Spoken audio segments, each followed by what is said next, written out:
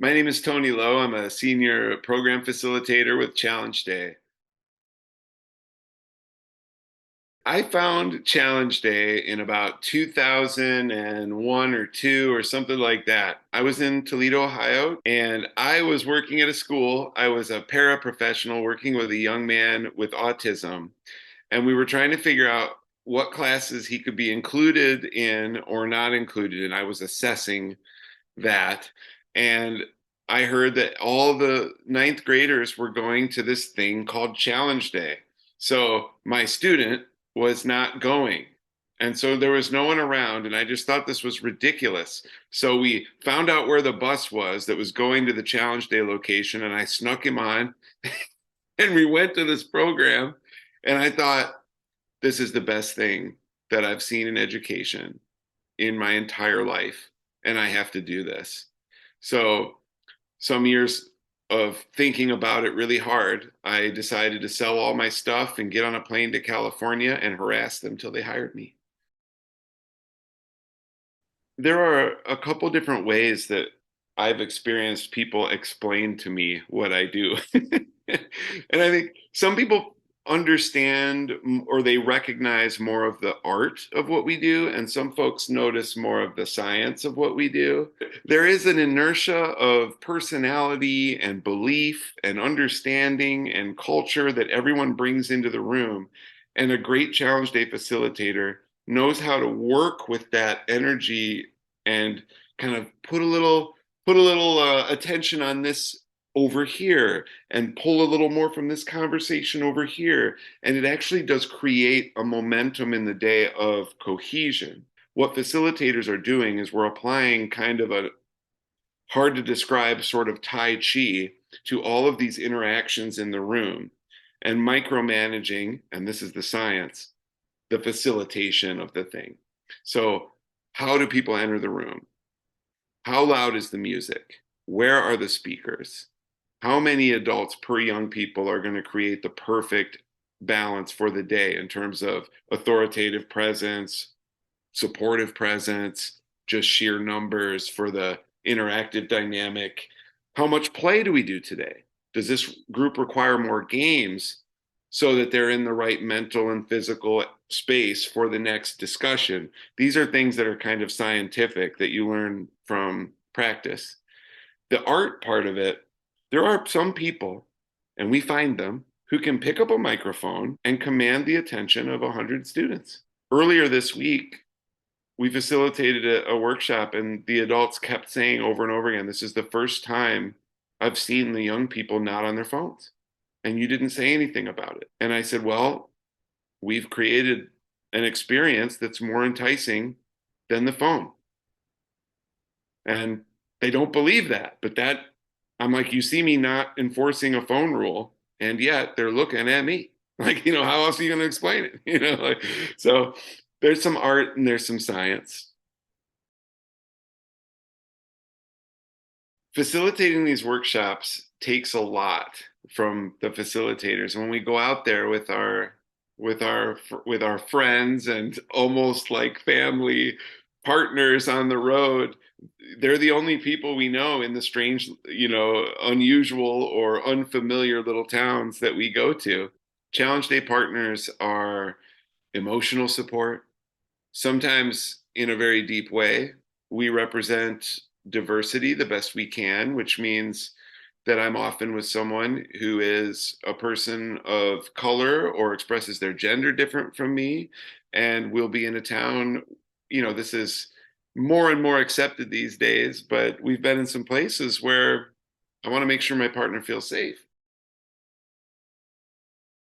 In the room, facilitating challenge days with a partner means constant checking in. There are certain preferences that certain people have that you learn to protect because that's what's going to keep them sane in the day.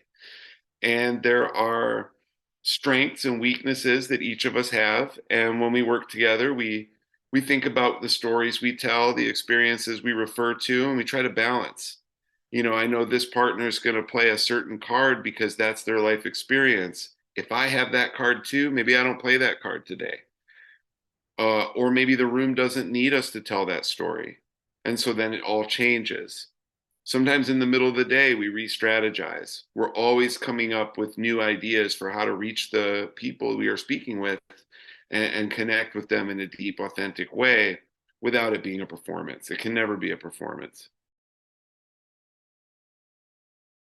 Facilitating the very first challenge day that I ever did, I still remember the day. It was in August of 2008, and I was training to do the job, and suddenly one of our founders, Rich, was ill and couldn't facilitate his day, and they needed one of the trainees to go out on the and do the day because the other facilitators were all on the road and it was local. So I ended up doing it, and I didn't sleep the whole night, and then I was worried I'd be tired, so I drank all the coffee all the coffee, and I was so wired. I felt like my head was going to explode, like in that movie Scanners.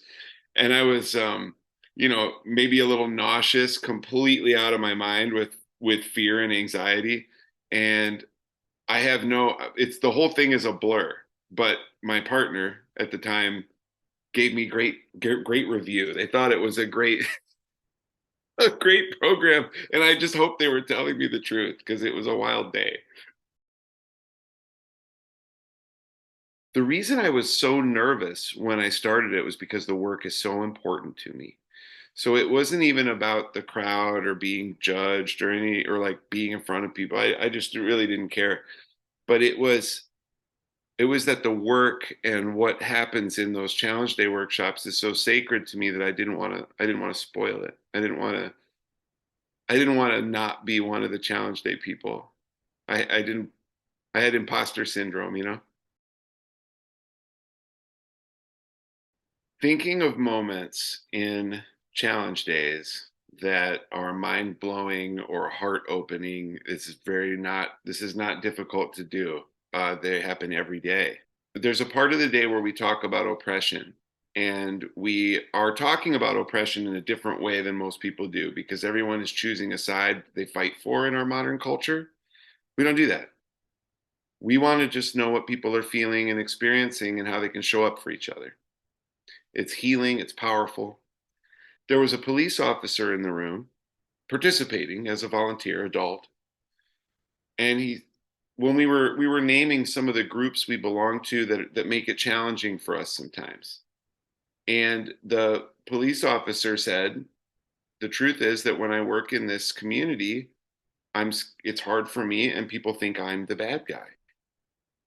So of course the young people who don't have the most positive experience with being policed, just like you would expect you can watch the news and understand this. They're all rolling their eyes and here we go.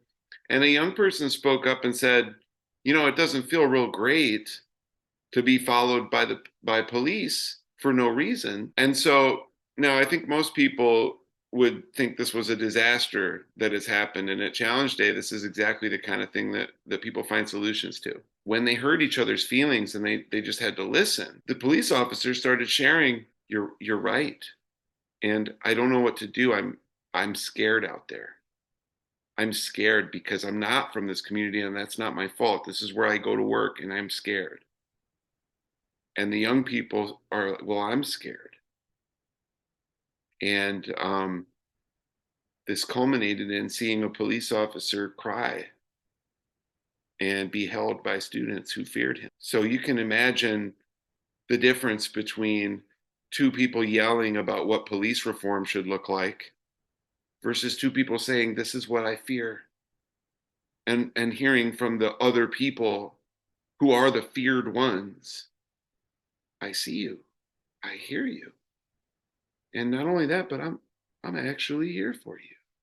I can only imagine what it's like the next day at work for this police officer and the conversations he's having with other police and the students out there walking down the street.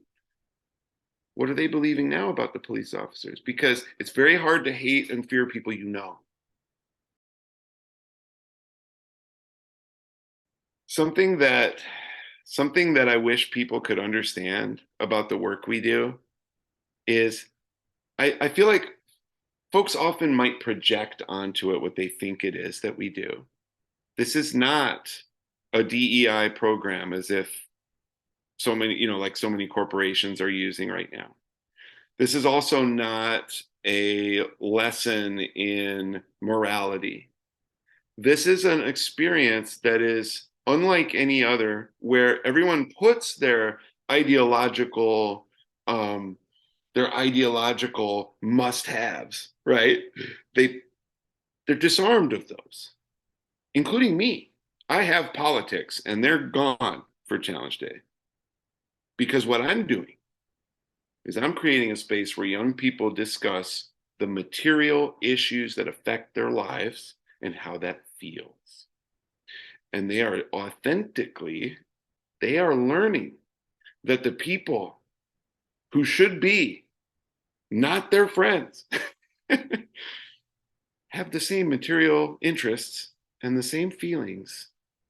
What we are doing is we are creating an experience where everyone's armor melts away. And those powers of division, those cultural forces that seek to divide us and make us dislike the person, the other person, it allows us to see them in the totality of their humanity. And the founders said, and I'm going to quote, I never do this, but I'm going to quote the founders. Yvonne said, if we settle for tolerance, we have failed. Our goal is love.